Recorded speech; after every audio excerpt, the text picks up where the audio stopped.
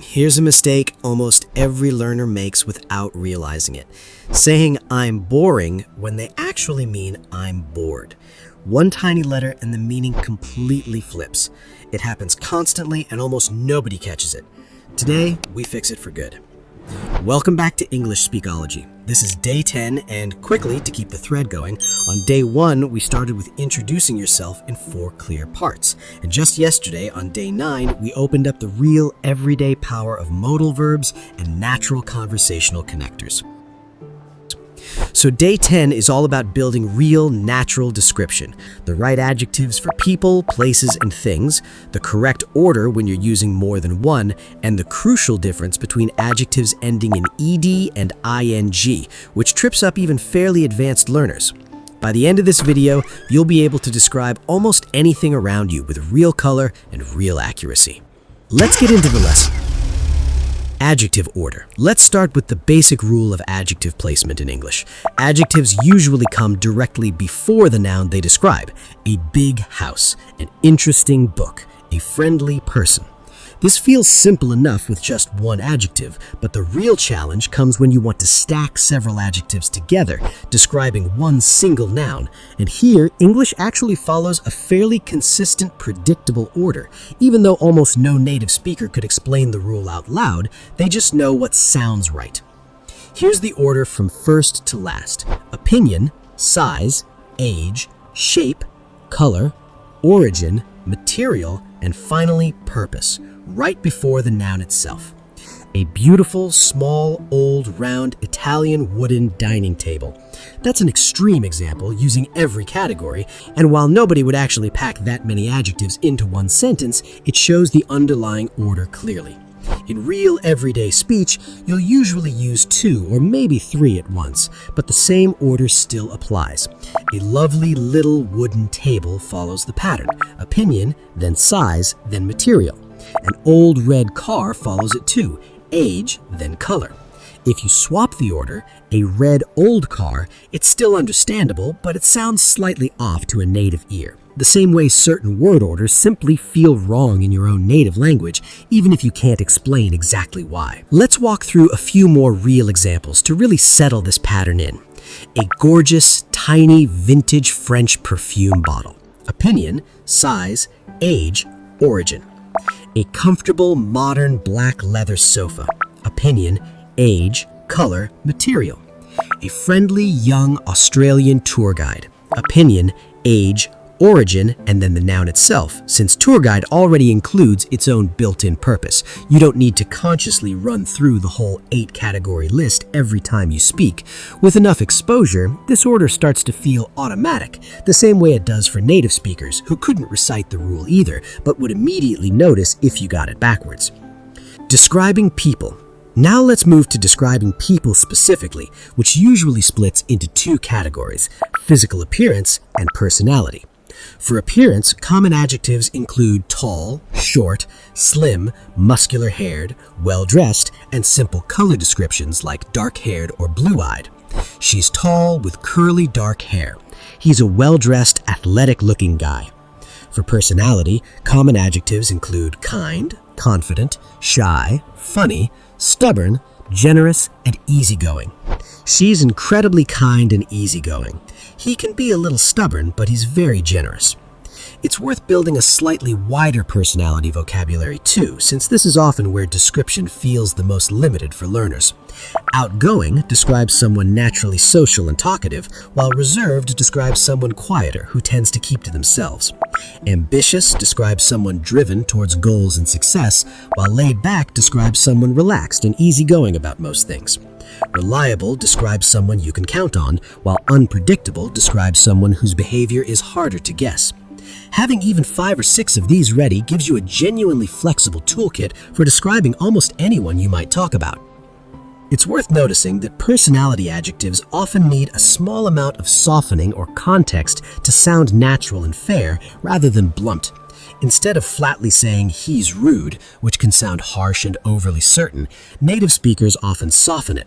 He can come across as a little rude sometimes, or he's not the most polite person, to be honest. This kind of gentle hedging, especially around personality, makes your description sound more thoughtful and less like a flat final judgment of someone's character. Now let's move to describing places. Common adjectives here often describe atmosphere, size, and condition.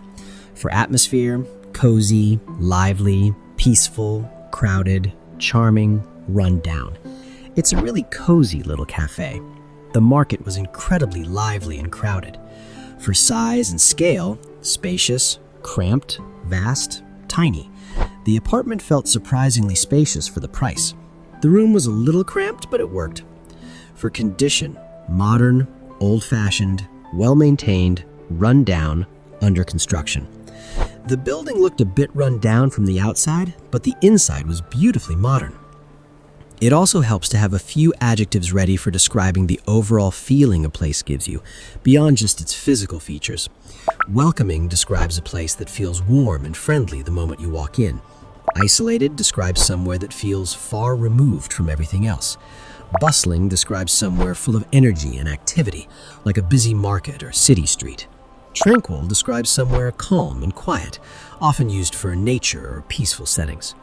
These slightly more evocative adjectives are exactly what turns a flat, factual description into one that actually makes the listener picture the place and maybe even want to visit it themselves. And finally, let's move to describing things, objects, products, ideas, where adjectives often describe quality, usefulness, and appearance together. This phone is incredibly lightweight and durable. It's a really practical, well-designed tool. The idea sounds interesting, but a little unrealistic. Notice how these adjectives often carry a small amount of judgment or opinion built right in, which is exactly what makes description feel engaging rather than just a flat, neutral list of facts. The ED versus ING distinction. Now here's a genuinely important distinction worth spending real time on. The difference between adjectives ending in ED and adjectives ending in ING, especially with feeling-based adjectives like interested and interesting, bored and boring, excited and exciting. The ED form describes how someone feels, the person experiencing the feeling. I'm interested in this topic. She was bored during the meeting. The ING form describes the thing, person, or situation that causes that feeling. This topic is interesting. The meeting was boring. Mixing these up is one of the most common mix-ups even fairly advanced learners make, and it genuinely changes the meaning. I'm boring means you, as a person, are dull to be around. Probably not what you meant to say. While I'm bored simply means you currently feel a lack of stimulation, which is a completely different, much more common thing to actually want to express. Here's a simple trick that makes this distinction almost automatic. Ask yourself, am I describing a feeling happening inside a person or a quality that exists in the thing itself? If it's a feeling inside a person, use ED. If it's a quality in the object, situation, or person causing that feeling, use ING. I'm amazed by this view. The feeling is inside you. This view is amazing. The quality is in the view itself. Once you start asking yourself that one simple question, the correct form usually becomes obvious almost instantly without needing to memorize a long list of pairs. Let's practice this distinction with a few more pairs. Confused describes how you feel. Confusing describes what caused that feeling. I'm confused by these instructions. These instructions are confusing. Excited describes your feeling. Exciting describes the cause. I'm excited about the trip. The trip sounds exciting. Tired describes your feeling. Tiring describes the cause. I'm tired after the hike. That hike was tiring. Annoyed describes your feeling. Annoying describes the cause. I'm a little annoyed right now. That noise is really annoying. Once you internalize this simple pattern, ED for the person feeling it and ING for the thing causing it, this entire category becomes far easier to use correctly, almost automatically. Let's put a good number of today's patterns together, the way they'd naturally show up in real description.